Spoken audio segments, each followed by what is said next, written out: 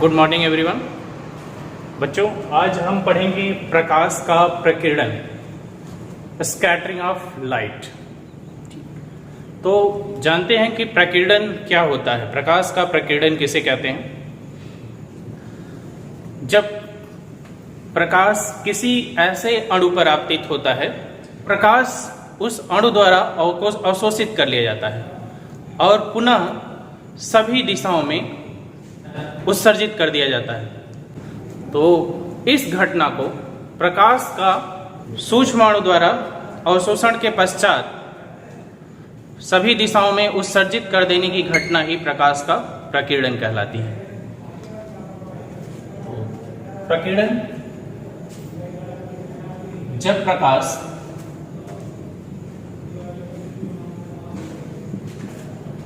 किसी ऐसे अणु पर आपतित होता है, किसी ऐसे अणु पर आपतित होता है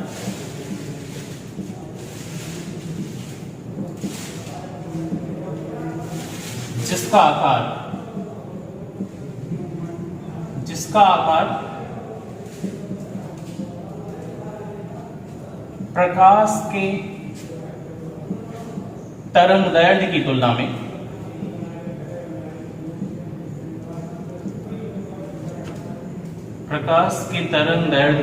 में बहुत कम है,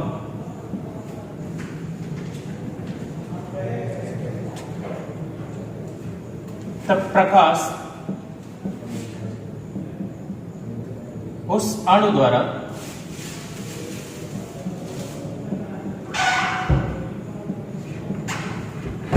अवशोषित कर लिया जाता है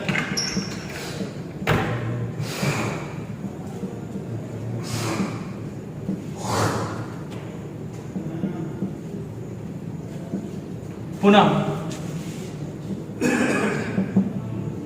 सभी दिशाओं में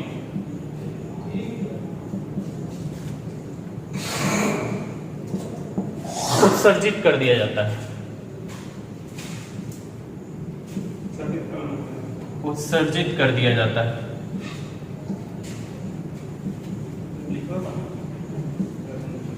यह घटना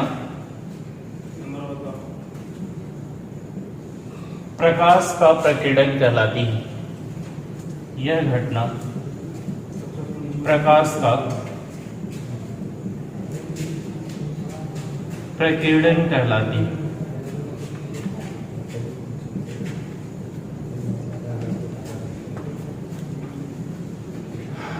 प्रकीर्णन में होता क्या है कि वायुमंडल में असंख्य सूक्ष्म कण रहते हैं।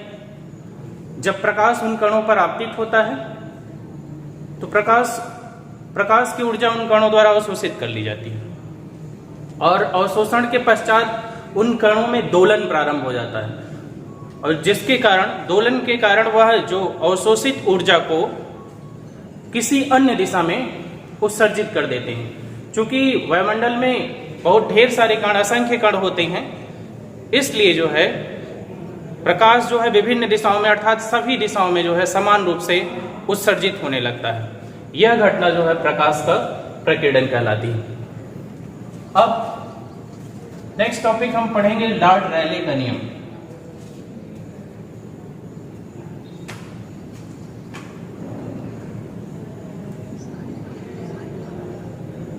लॉर्ड रैले का नियम। इस नियम के अनुसार अणु द्वारा उत्सर्जित प्रकाश की तीव्रता उसकी तरंगदैर्घ्य के चतुर्थ घात के व्युत्क्रमानुपाती क्रमानुपाती होती है, जबकि प्रकीर्णक का आकार मतलब अणु का आकार प्रकाश के तरंगदैर्घ्य की तुलना में बहुत कम हो। जबकि अणु का आकार प्रकाश के तरंगदैर्घ्य की तुलना में बहुत कम हो। तो डेफिनेशन हम नोट कर लेते हैं। किसी अणु द्वारा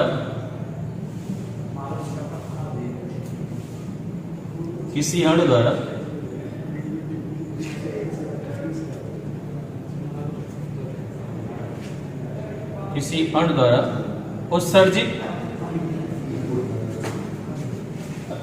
उत्सर्जित प्रकाश की तीव्रता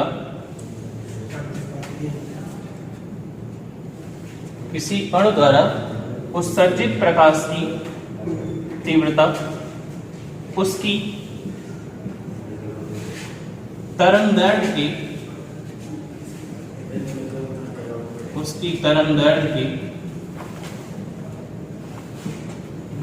चतुर्थ घात के व्युत्क्रमानुपाती होती है।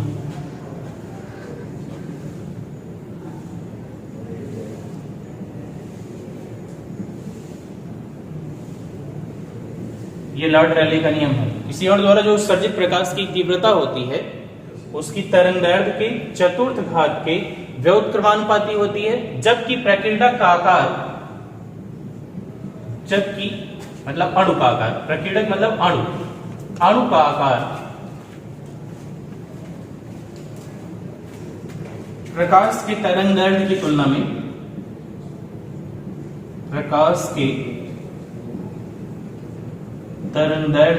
में बहुत कम है। तरंगदैर्घ्य की तुलना में बहुत कम है।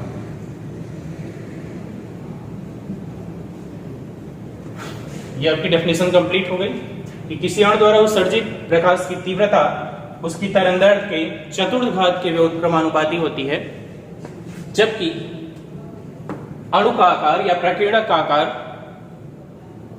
प्रकाश के तरंगदैर्घ्य की तुलना में बहुत कम हो। मान लेते हैं उत्सर्जित प्रकाश की जो तीव्रता है, मान लेते हैं अणु द्वारा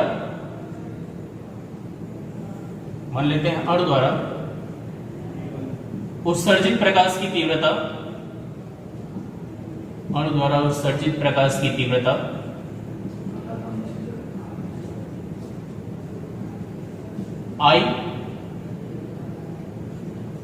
I तथा आपतित प्रकाश की तरंगदैर्घ्य लैम्डा है, तथा आपतित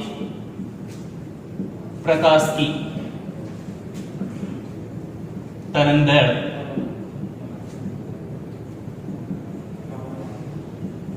लैम्डा है, तब I प्रोपोर्शनल टू 1/λ⁴।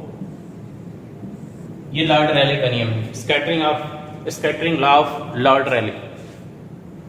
जहां I जो है उत्सर्जित अणु द्वारा उत्सर्जित प्रकाश की तीव्रता है, और अणु कैसा होना चाहिए, अणु का आकार जो है प्रकाश की तरंगदैर्घ्य की तुलना में बहुत कम होना चाहिए, प्रकाश की तरंगदैर्घ्य की कोटि का होना चाहिए, तभी जो उत्सर्जित प्रकाश की तीव्रता है उस पर आपतित प्रकाश की तरंगदैर्घ्य मतलब लैम्डा के चतुर्थ घात के व्युत्क्रमानुपाती होना चाहिए, मतलब I प्रोपोर्शनल टू 1/λ⁴। ये है लॉर्ड रैले का नियम। अब चूंकि हम जानते हैं कि लाल रंग की तरंगदैर्घ्य सबसे अधिक होती है, लगभग 7500 एंगस्ट्रॉम के आसपास। चूंकि लाल रंग की तरंगदैर्घ्य सबसे ज्यादा होती है, दृश्य प्रकाश में लाल रंग की तरंगदैर्घ्य क्या होती है, सबसे ज्यादा होती है। तो लाल रंग की तरंगदैर्घ्य लगभग 7500 एंगस्ट्रॉम के आसपास होती है, जो सबसे ज्यादा है। इसलिए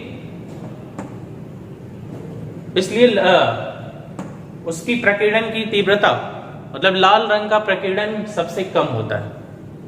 चूंकि लाल रंग की तरंगदैर्घ्य सबसे ज्यादा होती है, इसलिए लॉर्ड रैले के नियम के अनुसार उसका प्रकीर्णन सबसे कम होगा, और बैगनी प्रकाश तरंगदैर्घ्य सबसे कम होती है, लगभग 4000 एंगस्ट्रॉम के आसपास। बैगनी प्रकाश की तीव्रता कम होती है, इसलिए उसका प्रकीर्णन सबसे अधिक होता है।